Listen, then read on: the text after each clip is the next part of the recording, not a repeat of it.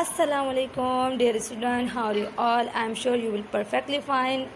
This is Miss Ikra Saman. I am here to teach you science of class 7.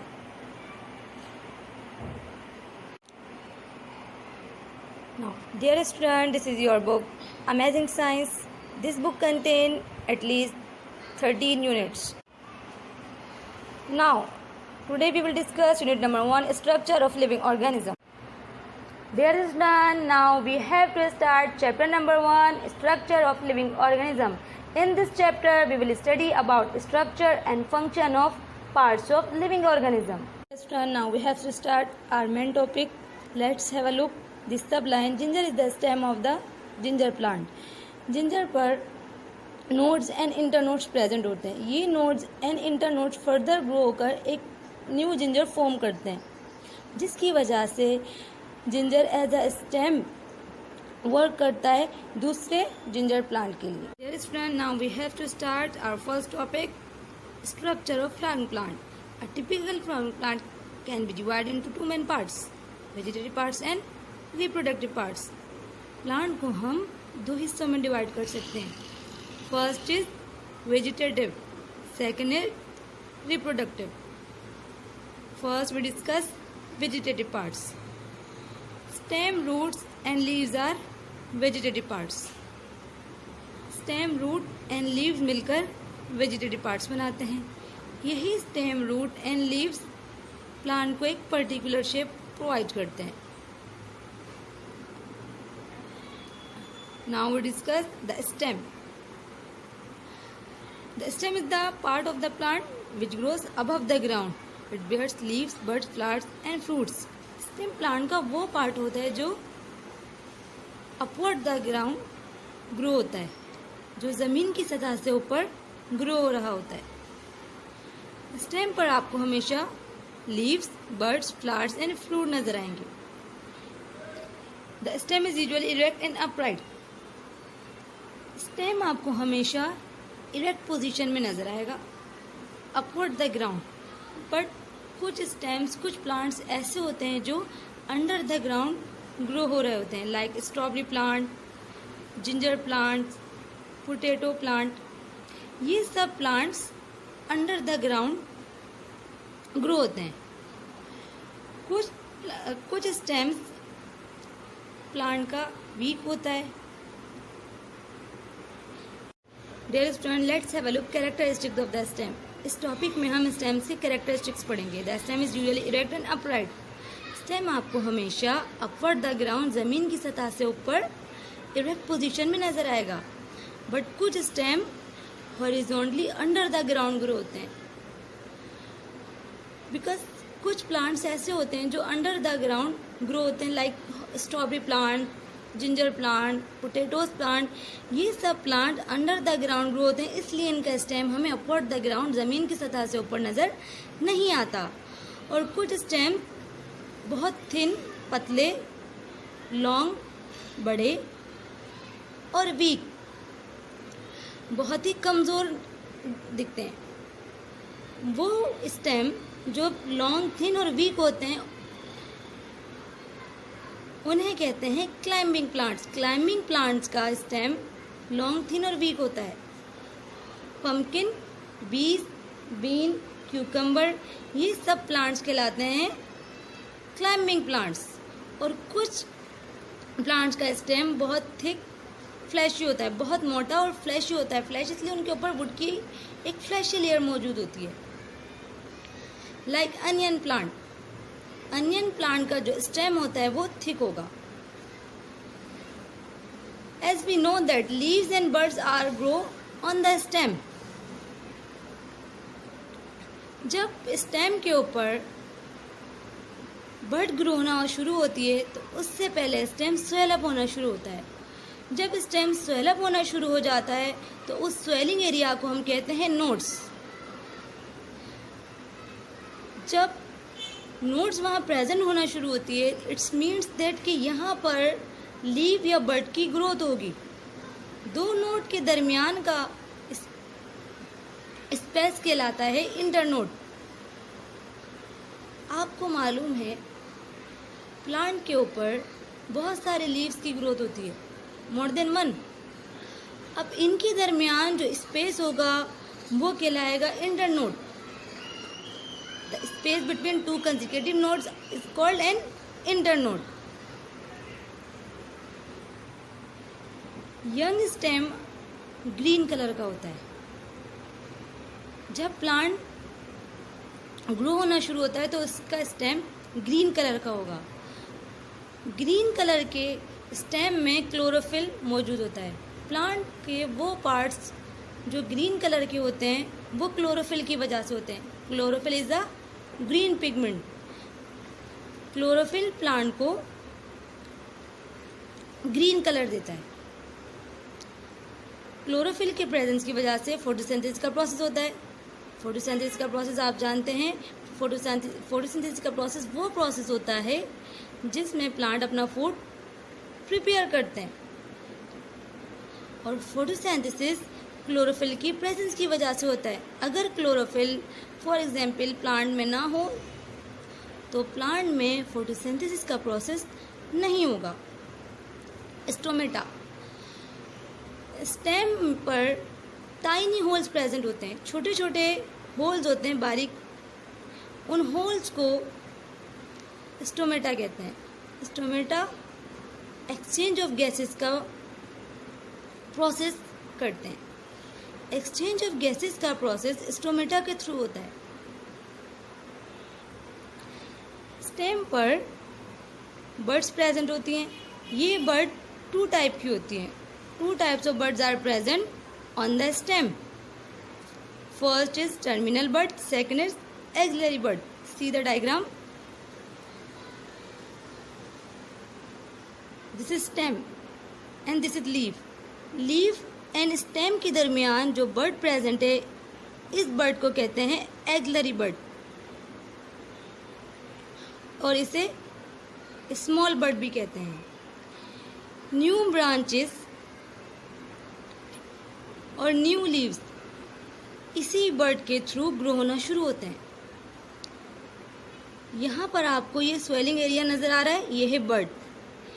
ये bird stem के terminal पर present है। वो bird जो stem के टर्मिनल पर प्रेजेंट होती है उस बर्ड को कहते हैं terminal bud. Two types of buds are present, terminal bud and axillary bud. This is terminal bud and this is axillary bud. This is young leaf, shoot tip, leaf. Yes, let's have a look function of the stem. इस topic में हम stem की function discuss करेंगे। Stem performs many function.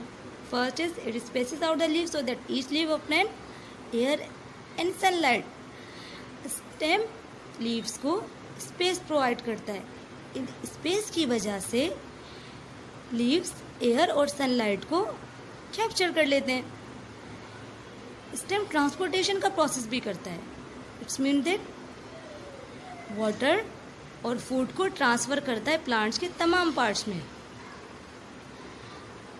Stem transport water from the roots to the leaves. Roots से water को transfer करता है leaves में और प्लांट्स के तमाम पार्ट्स में। इसी तरह से फूड को ट्रांसफर करता है प्लांट्स के तमाम पार्ट्स में। As we know that food is prepare in the leaves. Leaves में जब फूड प्रिपेयर हो जाता है तो स्टेम लीव से फूड को प्लांट्स के तमाम पार्ट में ट्रांसफर करता है। It holds the flower export to the air so they can be pollinated by insects और द विंड। प्लांट फ्लावर्स को स्ट्रांगली होल्ड करता है because flower is a reproductive part. Flower pollination का process करते हैं। सो stem pollination के process में help करता है। Pollination is the process in which transfer of pollen grain. Photosynthesis takes place in young green stem. We know that young stem green. Young stem में chlorophyll present होता है। इसी वजह से फोटोसिंथेसिस का प्रोसेस स्टेम के थ्रू भी होता है. Some stem store food and therefore become thick and fleshy. कुछ स्टेम फूड स्टोर करते हैं और वो थिक एंड फ्लैशी होते हैं. Start our next topic, the root. Root means जड़. The root is the underground part of the plant which is known green in color.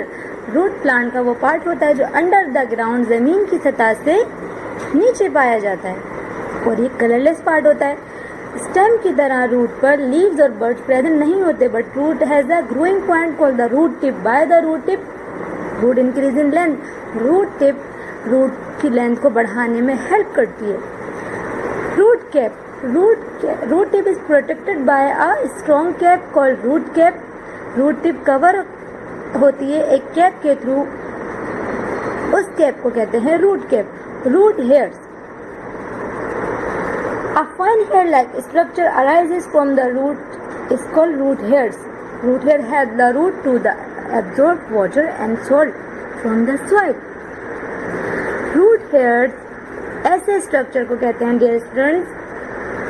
Fine hair-like का structure जो root से निकल रहा होता है, ऐसे hair-like स्ट्रक्चर को root hairs कहते हैं. ये root hairs जमीन से salt, मिनरल्स और वाटर को एब्जॉर्ब करते हैं. 3 types of root: taproot, adventitious root and fibrous root. First we discuss taproot. Taproot. Some roots have one thick main root from which branch roots grow. ऐसी branches, ऐसे roots जिनमें एक main root पाई जाती हो और उस मेन रूट से फर्दर लेटरल ब्रांचेस निकल रही हो. ये lateral branches primary, secondary, tertiary branches कहलाती हैं. इस टाइप की रूट को कहते हैं टैप रूट. और टैप रूट पाई जाती है कैरेट और रेडिशेस में. Like this is a tap root. Fibrous root. A bunch of small branches that don't have one thick main root. It's called a fibrous root. Fibrous root ऐसी roots को कहते हैं जिनमें एक मेन ब्रांच टैप रूट की तरह नहीं पाई जाती. एक बंच होता है मुख्तलिफ स्मॉल ब्रांचेस का, इसे कहते हैं फाइब्रस रूट. फाइब्रस टाइप का स्ट्रक्चर इस रूट में आपको दिखाई देगा. सीधा डायग्राम. ऐसी रूट्स को फाइब्रस रूट्स कहते हैं क्योंकि ये रूट स्मॉल साइज की होती हैं और एक ही साइज की होती है. इस तरह की रूट्स पाई जाती हैं ग्रास में. Adventitious root. Some roots grow directly from the stem या directly from the part of the plant. कुछ रूट्स ऐसी होती हैं जो प्लांट के किसी भी पार्ट से ग्रो होना स्टार्ट हो जाती हैं या स्टेम से डायरेक्टली ग्रो होती हैं. ऐसी रूट्स को कहते हैं एडवेंटिशियस रूट. ये रूट्स पाई जाती हैं onion. Function of the root. A root fixes the plant firmly in the soil. It absorbs water and mineral salts from the soil. A root may store food as well. Root plant को fix करता है, strongly fix करता है soil के साथ. और root का एक मेन फंक्शन है वो एब्जॉर्ब करता है वाटर को, मिनरल्स को और सॉल्ट को सॉइल से. और कुछ रूट्स ऐसी होती हैं जो फूड भी स्टोर करती हैं. Now we have to start our next topic, the leaf. The leaf is the flat green part of a plant which grows from a node on the stem. Leaf plant का वो part होता है जो flat और green होता है और ये स्टेम की नोड से ग्रो होता है. Leaf has two surfaces, upper shiny surface and lower dull surface. Leaf contain tiny holes called stomata. See the diagram. ये अपर शाइनी सरफेस, ये जो अपर सरफेस होती है लीफ की, इसे कहते हैं शाइनी सरफेस. और जो नीचे वाली सरफेस होती है वो लीफ की डल और रफ होती है, वो चमकती हुई नहीं होती as compare to upper surface.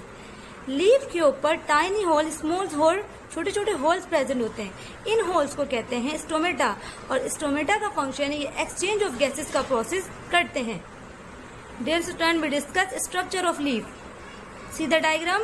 Lamina, petiole, vein, midrib. The flat green part of the leaf is called lamina. Lamina is attached to the stalk called petiole. इस stalk को कहते हैं petiole. Lamina is supported by a midrib. इस point को, इस stalk को कहते हैं midrib. From the midrib, different branches are arises called veins. ये डिफरेंट ब्रांचेस जो यहाँ से मिडरिप से निकल रही हैं इन्हें कहते हैं वेन, और ये वेन ट्रांसपोर्ट करती हैं वाटर को और फूड को।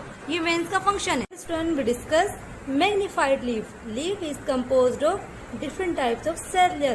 First cell layer is called cuticle. Second is epidermis. This is called chloroplast. Chloroplast is the organelle of cell in which green pigment chlorophyll are present. Chlorophyll एक green pigment होता है जो plants के parts को green करता है। Chlorophyll की वजह से plant के parts green होते हैं और ये photosynthesis में help करता है। एयर स्पेस, सेल्स के दरमियान जो स्पेस प्रेजेंट होती है उसे कहते हैं एयर स्पेस। इस स्पेस में लीव्स एयर और सनलाइट एब्जॉर्ब करते हैं। स्टोमेटा, स्मॉल पोर्स को स्टोमेटा कहते हैं। ये एक्सचेंज ऑफ गैसेस का प्रोसेस करते हैं। Guard cell, the cells are present in the stomata are called guard cell. Guard cell opening and closing of stomata को कंट्रोल करते हैं। फंक्शन ऑफ द लीफ, इस टॉपिक में हम लीफ के फंक्शन को डिस्कस करेंगे। Leaf perform photosynthesis. The process of photosynthesis takes place in the leaf. Photosynthesis is the process in which plant make their own food. Plant absorb carbon dioxide, water and perform photosynthesis in the presence of sunlight and chlorophyll. Plant अपना food prepare करते हैं sunlight की presence में। Carbon dioxide, water और chlorophyll को absorb करके अपना food बनाते हैं in the form of glucose C6H12O6। Stomata in the leaf help in the gases exchange. Stomata small pores को कहते हैं और ये एक्सचेंज ऑफ गैसेस में हेल्प करते हैं। Some thick and fleshy leaves are store food. कुछ लीव्स फूड को स्टोर करते हैं। ये लीव्स के फंक्शन थे। We have to start our next topic, reproductive parts. The flower is the reproductive part of a plant. It makes fruit and seed. Flower plant का reproductive part होता है और ये fruit और seed को form करता है। Flower contain two reproductive parts, male and female. Inflorescence. See the diagram. Inflorescence flower की अरेंजमेंट को कहते हैं जो एक ग्रुप की फॉर्म में अरेंज हुए होते हैं फ्लावर, उसे कहते हैं inflorescence. The flower are arrange in a group और cluster called inflorescence. Next turn we have to start parts of flower. See the diagram. इस डायग्राम में आपको प्लांट्स फ्लावर के सारे पार्ट्स नजर आ रहे हैं। Flowers are divided into two reproductive parts, gynoecium and androecium. Androecium is the male reproductive parts, contain stamen. Androecium is composed of stamen. Stamen are divided into two main parts, anther and filamen. Gynoecium is the female reproductive part. It is composed of carpel. Carpel are divided three main parts, stigma, style, ovary. Ovary में present होते हैं ovules. This is pollen tube, sepals, petals, nectaries. Now dear student we have to start parts of flower through the chart. First we discuss calyx. Calyx is composed of small green leaves called sepals. See the diagram. ये जो green leaves हैं sepals, इन्हें कहते हैं calyx. Corolla, it is composed of brightly coloured leaves called petals. जो brightly coloured leave होते हैं ये कहलाते हैं corolla. Dear students parts of flower, androecium, gynoecium. Androecium is the male part, gynoecium is the female part. Androecium is composed of stamen. Stamen is divided into two parts, filament, anther. Filament is a thin stalk. Anther is attached to the filament and contain 4 pollen sacs. Pollen grain. Pollen grain, pollen cells are male gamete, male cells को कहते हैं pollen grain. Gynoecium is composed of carpel. Carpel is divided, ovary, style, stigma. Ovary is a swollen basal part. This is ovary. ये swollen basal part जो आपको नजर आ रहा है ये है ovary. Ovary के अंदर प्रेजेंट होते हैं ovules. Ovules are female gametes. Style, thin stalk. This is style. ये है style. This is stigma. Stigma is the flat tip of the carpel और ये स्टिग्मा रिसीव करते हैं पोलन ग्रेन्स को। Now dear student we have to start structure of animal. इस topic में हम एनिमल के स्ट्रक्चर उसके फंक्शन के बारे में डिस्कस करेंगे। Structure of animal. The body of animal can be divided into two distinct region, the head and the trunk. Animal की बॉडी दो हिस्सों में डिवाइड होती है। First the head, second is the trunk. First we discuss the head. The head is the front और anterior part of the body. It usually contain the mouth and the sensory organ. The head also contain the brain which control and connect all the sensory organ. These sensory organ help the animal detect changes in its surrounding and react to them accordingly. Dear student, see the diagram of rabbit. ये rabbit की एक diagram है। ये जो anterior part है जहाँ पर आपको माउथ और ये हेड का पूरा स्ट्रक्चर नज़र आ रहा है, माउथ और सेंसरी ऑर्गन ये इंक्लूड होते हैं हेड रीजन में। हेड और ब्रेन भी, brain, sensory organs and mouth include होते हैं इस एंटीरियर रीजन में। द हेड, ट्रंक, ये जो नीचे वाला पार्ट होता है, नीचे वाला जो रीजन है रैबिट का, ये कहलाता है ट्रंक। इसमें तमाम इम्पॉर्टेंट ऑर्गन सिस्टम और लिम्स इंक्लूड होते हैं। लिम्स हेल्प करते हैं मूवमेंट में। Dear students, sensory organ help करते हैं एनिमल्स को किसी भी चीज़ की सेंस के लिए। सेंसरी ऑर्गन सेंस प्रोवाइड करते हैं कि हम अपने सराउंडिंग में या कोई भी एनिमल अपने सराउंडिंग में जहाँ वो रह रहा है, अपने इन्वायरमेंट से, अपने सराउंडिंग से क्या क्या चीज़ें उसे समझ आ रही हैं, किसी भी चीज़ पर उसका रिएक्शन, उसको समझना सेंसरी ऑर्गन का काम। The trunk. Trunk is the lower और posterior part of the body. किसी भी एनिमल का जो पोस्टीरियर पार्ट होता है वो कहलाता है ट्रंक। ट्रंक में तमाम इम्पॉर्टेंट ऑर्गन्स, सिस्टम और लिम्स इंक्लूड होते हैं। लिम्स मूवमेंट में एनिमल की हेल्प करते हैं। स्टूडेंट, ये था structure of animal. Structure of animal divided, head and trunk. Head कहते हैं पोस्टीरियर एंटीरियर पार्ट को और ट्रंक कहते हैं पोस्टीरियर पार्ट को। जो अपर वाला पार्ट होता है किसी भी एनिमल बॉडी का, जिसमें हेड, जिसमें माउथ और सेंसरी ऑर्गन्स आते हैं, ब्रेन आता है, उसे कहते हैं हेड। और ट्रंक में इम्पॉर्टेंट ऑर्गन सिस्टम और लिम्स इंक्लूड हो। We have to start our next topic, skeleton.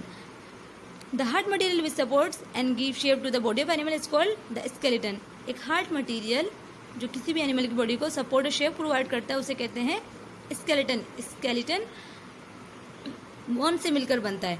Bones different types की होती हैं, डिफरेंट टाइप्स और डिफरेंट साइज की बोन्स मिलकर स्केलेटन बनाती हैं। Types of skeleton.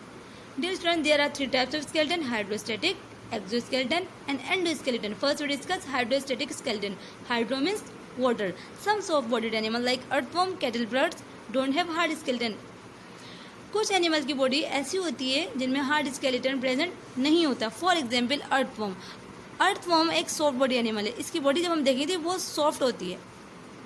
इसका इंटरनल स्ट्रक्चर जब हम देखेंगे तो इसके इंटरनल स्ट्रक्चर में एक लिक्विड फ्लो कर रहा होता है।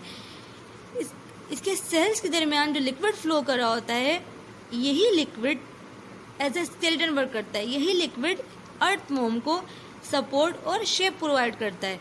इसीलिए अर्थवर्म का स्केलेटन हाइड्रोस्टैटिक स्केलेटन कहलाता है। Exoskeleton, exo means outer, external. Exoskeleton, an exoskeleton is found in most invertebrate. Invertebrate means lack of backbone, lack of vertebral column. ऐसे एनिमल जिनमें वर्टिब्रल कॉलम प्रेजेंट नहीं होता उन्हें कहते हैं इनवर्टिब्रेट्स। इनवर्टिब्रेट्स में एक्सोस्केलेटन पाया जाता है। फॉर एग्जाम्पल स्नेल, स्नेल में एक आउटर शेल प्रेजेंट होता है, ये आउटर शेल इसका एक्सोस्केलेटन है। फॉर एग्जाम्पल इंसेक्ट्स, अगर हम इंसेक्ट्स की बात करें तो the body of insects are covered by a hard of skin और क्यूटिकल। क्यूटिकल एक्सोस्केलेटन है। Cuticle is made up of a strong waterproof material called chitin. ये एक्सोस्केलेटन जिस मटेरियल से मिलकर बनता है उसे कहते हैं chitin. The cuticle is composed of plates and hollow tubes. यही क्यूटिकल इंसेक्ट्स को प्रोटेक्शन, सपोर्ट एंड एक स्पेसिफिक शेप प्रोवाइड करती है। डियर स्टूडेंट, एक्सोस्केलेटन एनिमल की ग्रोथ के साथ साथ ग्रो नहीं होता। डियर स्टूडेंट, इसकी जो क्यूटिकल होता है, जो एक्सोस्केलेटन होता है, वो उसकी जो शेड्स होते हैं वो चेंज होकर, उसकी स्किन चेंज होकर एक दूसरी स्किन उसकी जगह पर आ जाती है।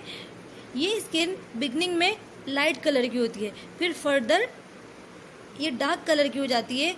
सो ये जो क्यूटिकल होती है, जो एक्सोस्केलेटन होता है, वो एनिमल की बॉडी के साथ साथ ग्रो नहीं होता, बस ये अपना कलर चेंज कर लेता है, उसकी जगह नई स्किन आ जाती है। Dear student, endoskeleton, endo means internally. All vertebrates are supported by a hard internal skeleton called a endoskeleton. जितने भी वर्टिब्रेट्स होते हैं, वर्टिब्रेट मीन्स जिनमें बैकबोन और वर्टिब्रल कॉलम प्रेजेंट होता है, उन्हें कहते हैं vertebrates. Endoskeleton is made up of bones. Different types of bones मिलकर एंडोस्केलेटन बनाती हैं। ये बोन डिफरेंट शेप्स और साइज की होती हैं। एंडोस्केलेटन एनिमल की ग्रोथ के साथ साथ ग्रो होता है। Long bones produce red and white blood cells. Endoskeleton में जो लॉन्ग बोन्स होती हैं वो रेड और व्हाइट ब्लड सेल प्रोड्यूस करती हैं।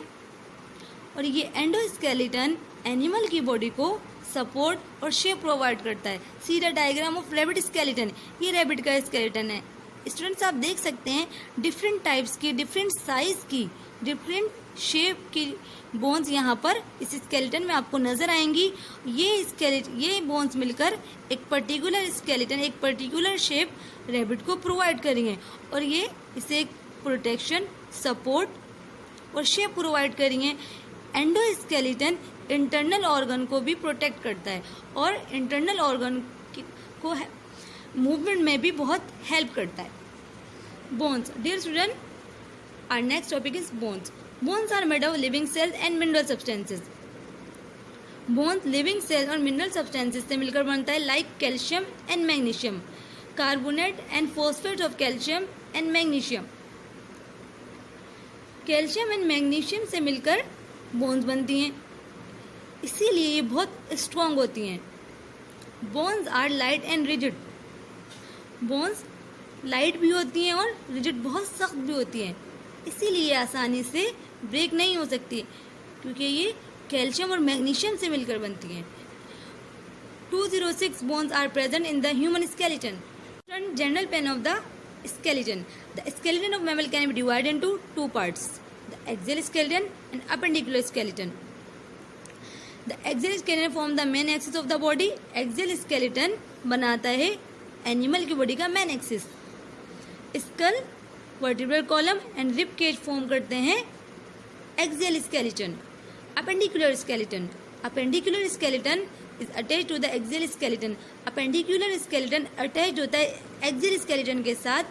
Shoulder blades, the bones of hip, the bones of arm, legs and shoulder, ये तमाम बोन्स मिलकर अपेंडिकुलर स्केलेटन बनाती है।